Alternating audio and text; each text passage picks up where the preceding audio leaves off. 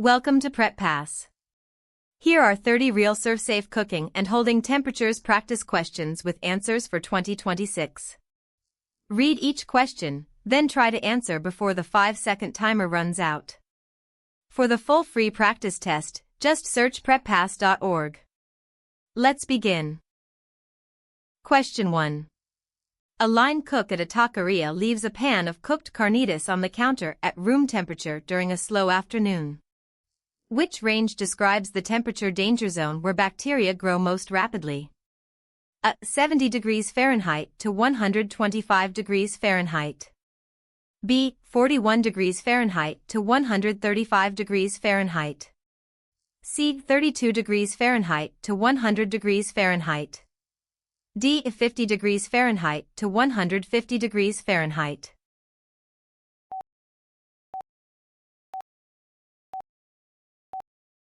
The correct answer is B. The temperature danger zone is 41 degrees Fahrenheit to 135 degrees Fahrenheit. Bacteria multiply fastest between these limits, and growth is most rapid from 70 degrees Fahrenheit to 125 degrees Fahrenheit. Cold holding must stay at or below 41 degrees Fahrenheit and hot holding at or above 135 degrees Fahrenheit to keep food out of the zone. The other ranges are incorrect because they do not match the food code limits. Question 2. Cross-contamination occurs when a. Pathogens transfer from one surface or food to another, such as raw chicken juices dripping onto lettuce. B. A food naturally spoils over time. C. A salt is added to a dish. D. A food is cooked to the correct temperature.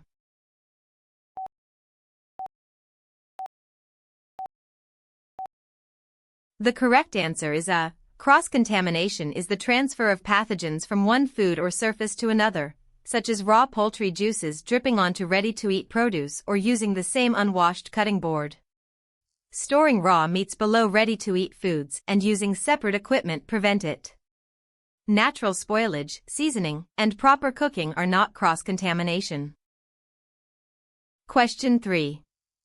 A cook at a taqueria assembles cold chicken tacos, placing shredded chicken, cilantro, and onion directly onto tortillas that will be served without further cooking.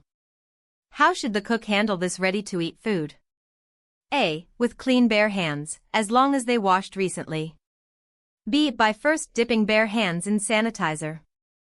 C. Using gloves, tongs, deli tissue, or other utensils to avoid bare hand contact. D. Bare hands are acceptable because the food is cold.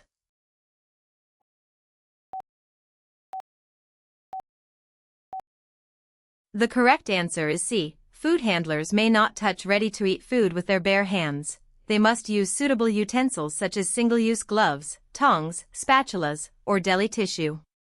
Even clean, recently washed hands can transfer pathogens like norovirus and Staphylococcus aureus.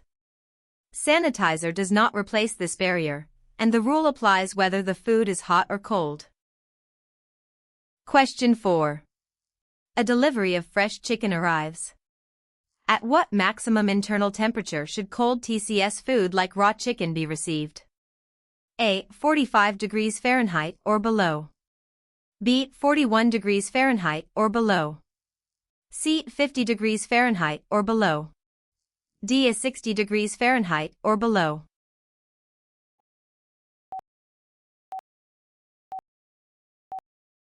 The correct answer is B. Cold TCS food such as raw chicken must be received at 41 degrees Fahrenheit or below, so it enters the operation out of the danger zone. Receiving at 45 degrees Fahrenheit, 50 degrees Fahrenheit, or 60 degrees Fahrenheit means the food has been time temperature abused and should be rejected. The 45 degrees Fahrenheit allowance applies only to specific items like live shellfish, shell eggs, and milk, not to raw chicken. Question 5. When thawing frozen shrimp under running water, what is the maximum water temperature allowed? A. 41 degrees Fahrenheit. B. 60 degrees Fahrenheit. C. 70 degrees Fahrenheit. D. 135 degrees Fahrenheit.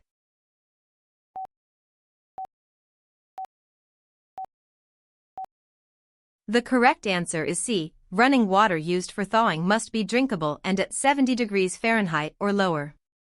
Warmer water would raise the surface of the food into the temperature danger zone while the center is still thawing, allowing pathogens to grow. Question 6. What is the minimum internal temperature for TCS food held on a steam table for service? A. 135 degrees Fahrenheit. B. 145 degrees Fahrenheit. C. 155 degrees Fahrenheit. D. 165 degrees Fahrenheit.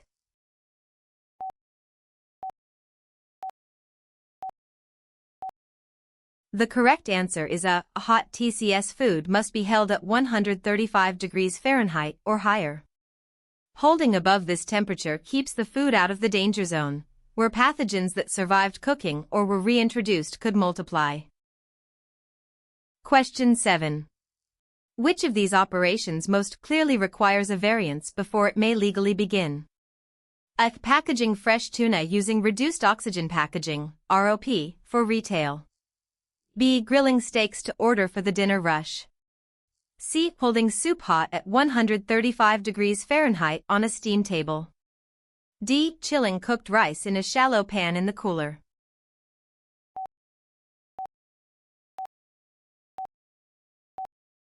The correct answer is A. Reduced oxygen packaging is one of the specialized processes the Food Code lists as requiring a variance and a HACCP plan, because the low oxygen environment can favor the growth of anaerobic pathogens such as Clostridium botulinum. Routine grilling, hot holding, and cooling are standard practices that do not require a variance. Question 8. In a 3-compartment sink, staff are hot water immersion sanitizing without chemicals. What water temperature and time meet the Food Code? A. Immersion in water at 171 degrees Fahrenheit or higher for at least 30 seconds.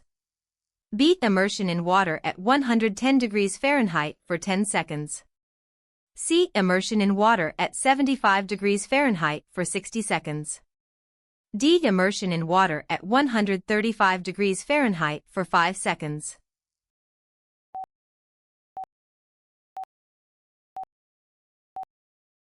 The correct answer is A. For manual hot water sanitizing in a 3-compartment sink, items must be immersed in water maintained at 171 degrees Fahrenheit or hotter for at least 30 seconds. This heat kills pathogens without chemicals. Cooler temperatures such as 110 degrees Fahrenheit or 135 degrees Fahrenheit will not reliably sanitize in that time. Question 9. What is the maximum temperature at which cold TCS food may be held to keep it safe? A. 45 degrees Fahrenheit. B. 50 degrees Fahrenheit. C. 41 degrees Fahrenheit. D. 38 degrees Fahrenheit.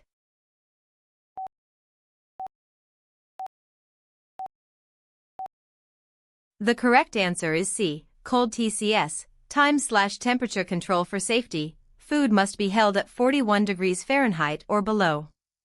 At 45 degrees Fahrenheit or 50 degrees Fahrenheit, the food is inside the danger zone and pathogens can grow. 38 degrees Fahrenheit is safe but is not the maximum allowed limit the question asks for. Question 10. In a walk-in cooler, how should raw foods be arranged on shelves to prevent cross-contamination, from top to bottom? A. Raw chicken on top, ready-to-eat food on the bottom. B. Ready-to-eat food on top, then foods by increasing cooking temperature, with raw poultry on the bottom. C. All raw meats stored together on the top shelf. D. Order does not matter if everything is covered.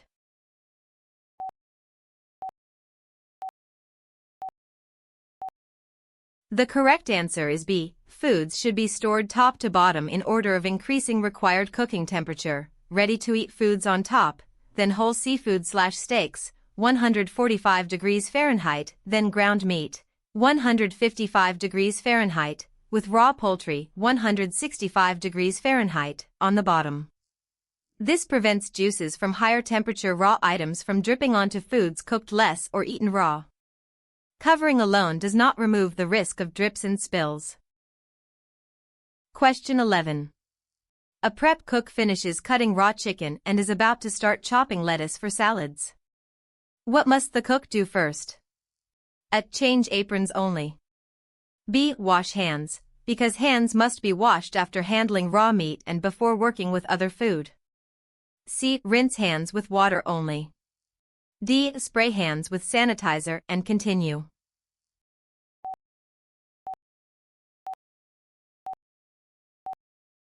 The correct answer is B. Hands must be washed after handling raw meat, poultry, or fish and before switching to ready-to-eat foods, to prevent cross-contamination with pathogens like Salmonella.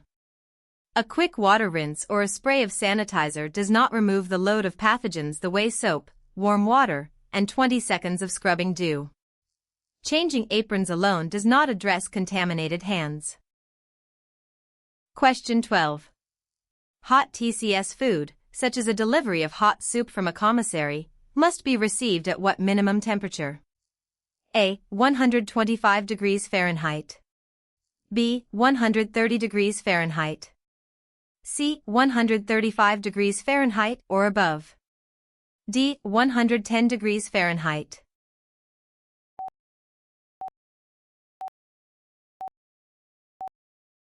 The correct answer is C. Hot TCS food must be received at 135 degrees Fahrenheit or above to stay out of the temperature danger zone. Receiving at 125 degrees Fahrenheit, 130 degrees Fahrenheit, or 110 degrees Fahrenheit means the food has cooled into the danger zone where pathogens can grow, and it should be rejected. The receiving standard mirrors the hot holding minimum of 135 degrees Fahrenheit. Question 13. A manager wants tomorrow's frozen pork loins thawed with the least food safety risk and no active monitoring. Which method should the manager choose? A. Submerge them in a sink of standing cold water overnight. B. Leave them on a rack near the cook line so ambient heat speeds thawing. C. Thaw them in the microwave tonight and cook them tomorrow. D. Place them in the walk-in cooler at 41 degrees Fahrenheit or lower and let them thaw overnight.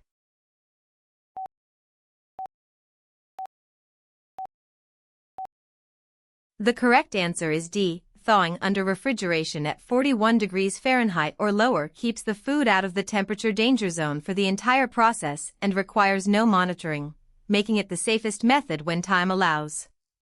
Microwave thawing is only allowed when cooking continues immediately, and standing water or ambient thawing is never permitted. Question 14. A manager sets the policy for checking hot-held food temperatures. If temperatures are checked only every 4 hours, what must happen when a pan of chicken is found below 135 degrees Fahrenheit? A. Reheat the chicken to 165 degrees Fahrenheit and return it to the line. B. Stir the chicken and recheck it in 15 minutes. C. Throw the chicken out, because there is no way to know how long it has been below 135 degrees Fahrenheit. D. Move the chicken to the cooler to stop bacterial growth.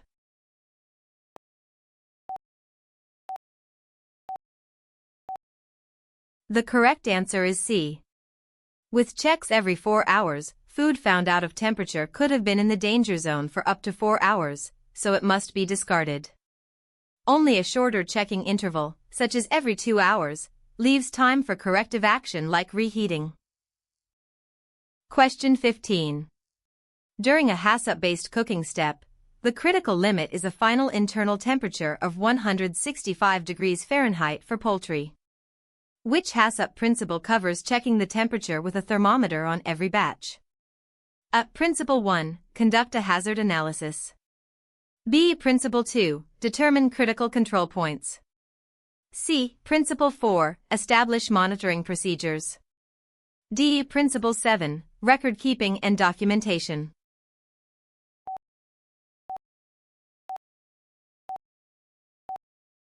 The correct answer is C. Measuring the temperature of each batch to confirm the critical limit is met is monitoring, which is HACCP Principle 4.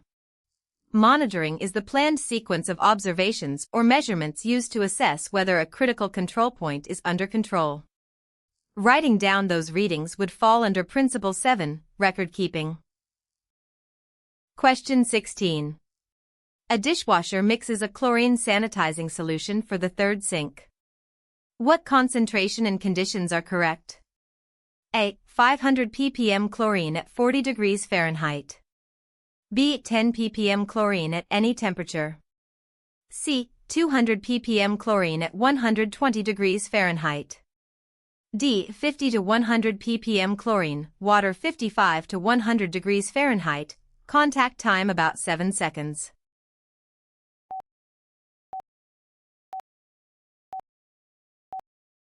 The correct answer is D. A chlorine sanitizing solution should be roughly 50 to 100 ppm with water between 55 and 100 degrees Fahrenheit and at least about 7 seconds of contact time. Too little chlorine will not sanitize, and too much can be unsafe and corrosive. Temperature matters because very cold water slows chlorine's action. Question 17. A cook holds a pot of chicken tortilla soup on the steam table. What is the minimum hot holding temperature required? A. 135 degrees Fahrenheit. B. 125 degrees Fahrenheit. C. 145 degrees Fahrenheit. D. 155 degrees Fahrenheit.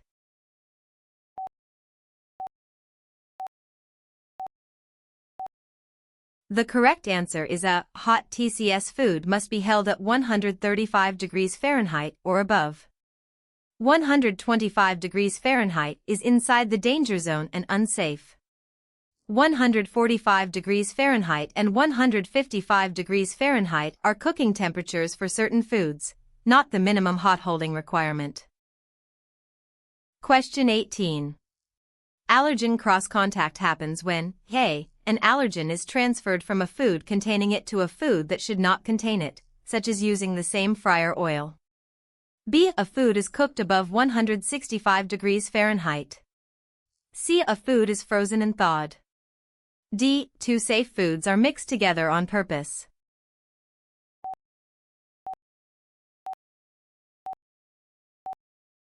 The correct answer is A. Cross-contact occurs when an allergen protein is unintentionally transferred to a food that should be allergen-free, for example frying shrimp and then French fries in the same oil, or using the same unwashed utensils. Unlike pathogens, allergen proteins are not destroyed by cooking, so cooking hotter does not help. Freezing and intentional safe mixing are unrelated. Question 19. A manager sees a cook rinsing a cutting board in the handwashing sink. Why is this a violation? A. Handwashing sinks are too small for boards. B. The sink water is not hot enough. C. It wastes water. D. Handwashing sinks may be used only for hand washing, not for washing equipment, a food, or dumping liquids.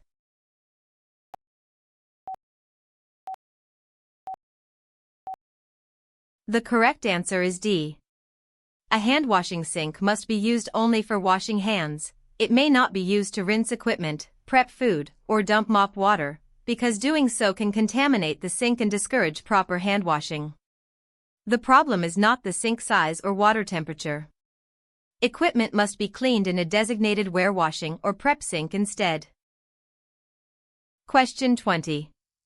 Live shellfish, such as oysters and clams in the shell, may be received at an internal temperature no higher than A. 45 degrees Fahrenheit. B. 41 degrees Fahrenheit. C. 50 degrees Fahrenheit. D. 32 degrees Fahrenheit.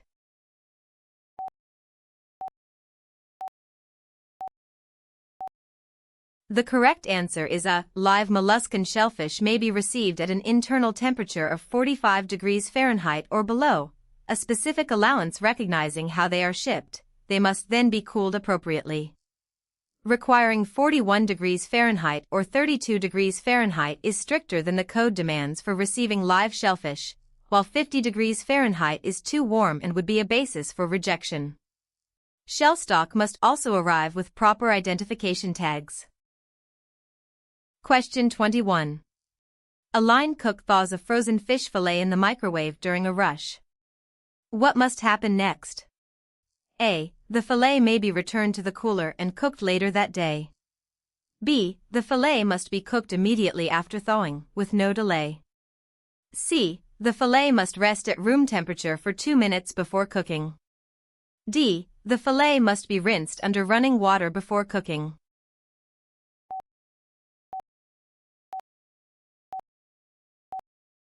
The correct answer is B. Microwave thawing partially heats the food and can bring portions of it into the temperature danger zone.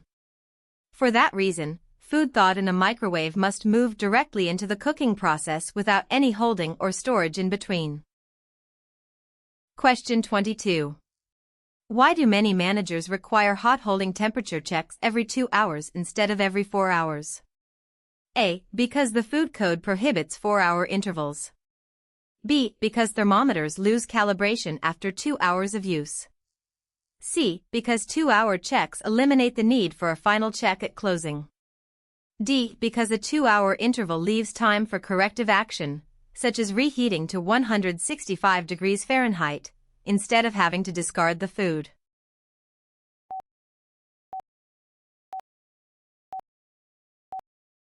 The correct answer is D. Food found below 135 degrees Fahrenheit at a 2-hour check has been in the danger zone for at most 2 hours, which is within the safe window for corrective action. The food can be reheated to 165 degrees Fahrenheit and returned to holding rather than thrown away, reducing both risk and waste. Question 23. A monitoring check finds that a batch of chicken reached only 150 degrees Fahrenheit, below the 165 degrees Fahrenheit critical limit. Which HACCP principle governs what the cook does next? A. Principle 3, establish critical limits. B. Principle 5, identify corrective actions. C. Principle 6, verification. D. Principle 1, conduct a hazard analysis.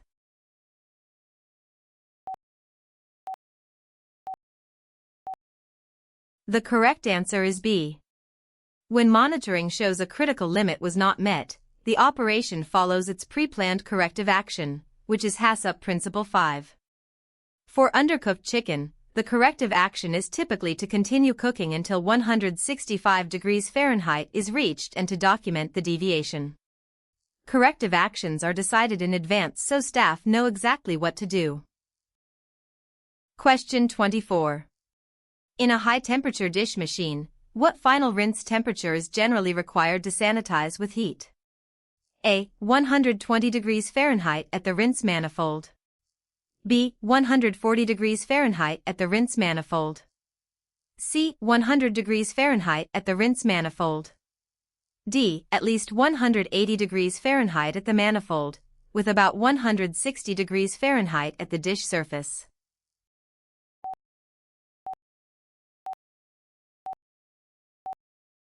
The correct answer is D. A high-temperature dish machine typically must reach at least 180 degrees Fahrenheit at the final rinse manifold so that the dish surface reaches about 160 degrees Fahrenheit, which is hot enough to sanitize.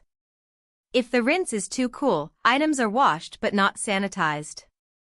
Managers should verify the rinse temperature with the machine gauge or a heat-sensitive indicator.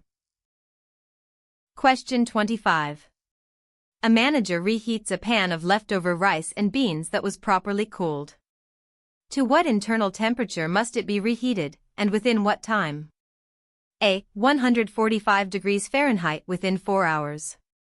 B. 155 degrees Fahrenheit within 2 hours.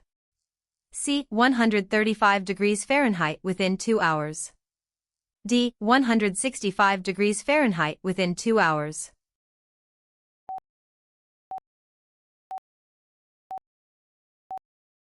The correct answer is D. TCS food reheated for hot holding must reach 165 degrees Fahrenheit for 15 seconds within 2 hours.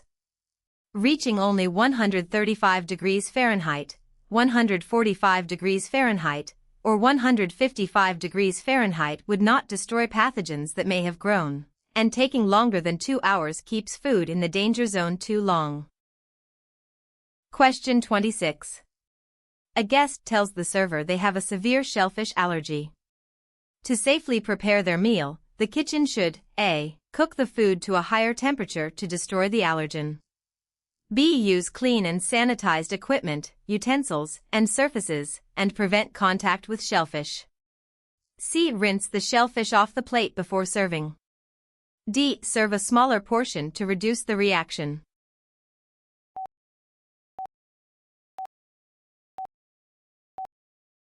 The correct answer is B.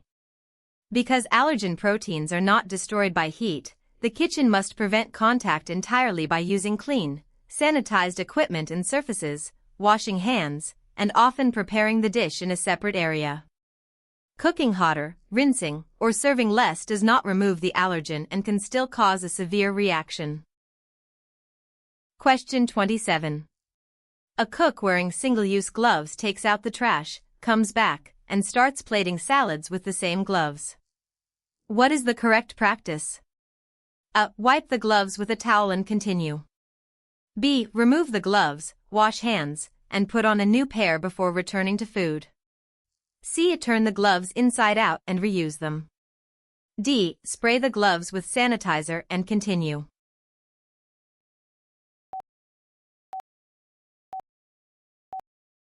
The correct answer is B. Single-use gloves must be discarded and hands washed whenever they become contaminated, such as after taking out trash, and a fresh pair put on before handling food.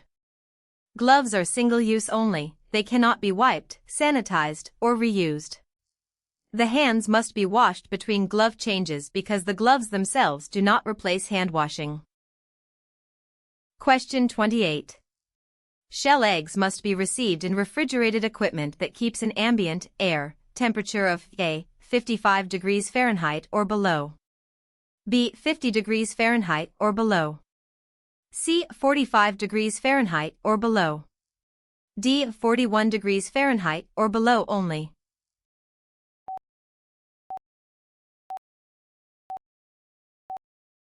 The correct answer is C. Shell eggs must be received and stored in refrigerated equipment that maintains an ambient air temperature of 45 degrees Fahrenheit or below, which helps limit salmonella growth inside the egg.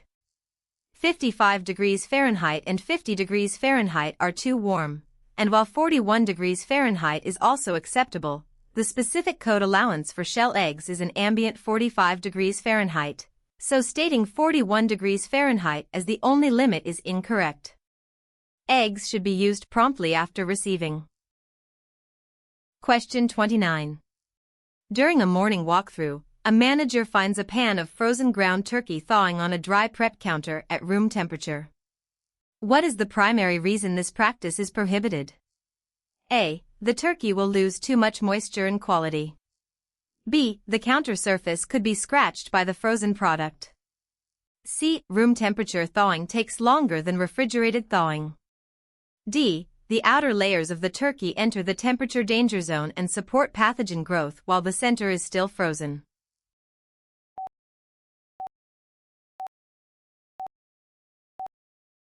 The correct answer is D.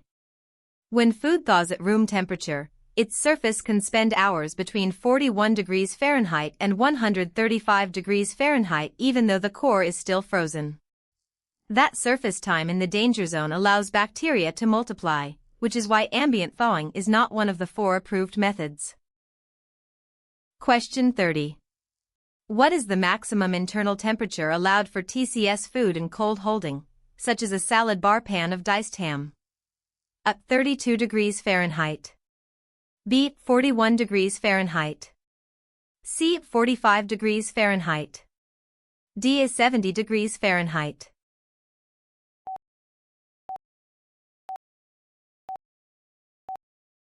The correct answer is B. Cold TCS food must be held at 41 degrees Fahrenheit or lower. This keeps the food below the temperature danger zone, slowing the growth of pathogens and the formation of toxins. That's all 30 questions. Want the full ServSafe practice test with hundreds of questions, completely free?